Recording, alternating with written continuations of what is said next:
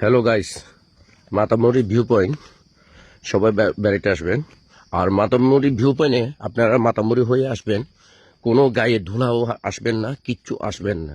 এখানে ধুলা বলতে কিছু নাই। আর রাস্তাগুলো আমি আবার মাতামুরি ভিউ পয়েন্টে কোনো বাইক সার্কিট ঢুকতে পারেন না, ঢুকতে দেব না। বাইকারদের এখানে আসতে হলে হাইটে আসতে হবে।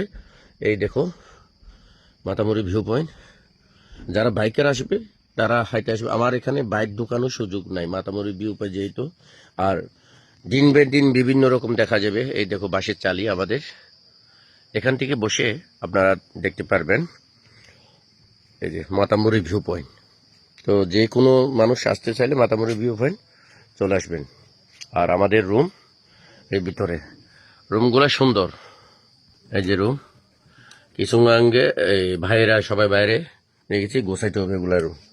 মাতামুরি ভিউ পয়েন্ট, একদম মাতামুরি ভিউ পয়েন্টে আমার এখানে একদম নিশ্চিন্তায় শান্তিভাবে থাকতে পারবেন আপনারা।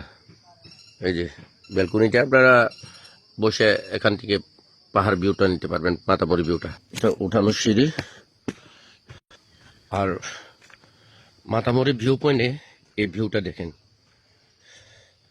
এটা হলে মাতামুরি ভিউ পয়েন্টে যারা আসবেন তারা ছবি তোলার জন্য এই আমাদের ভিউ পয়েন্ট।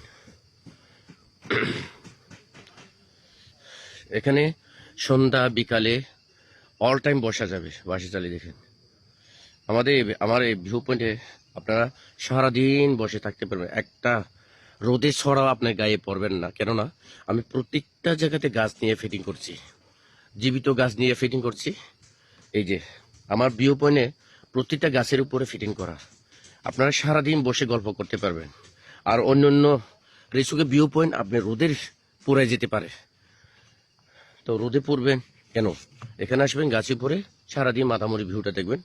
আর নিচে আমাদের কাজ চলতেছে, এই যে ডুপ্লেক্স ঘর পটেস নিয়ে সব কিছু কাজ চলতেছে।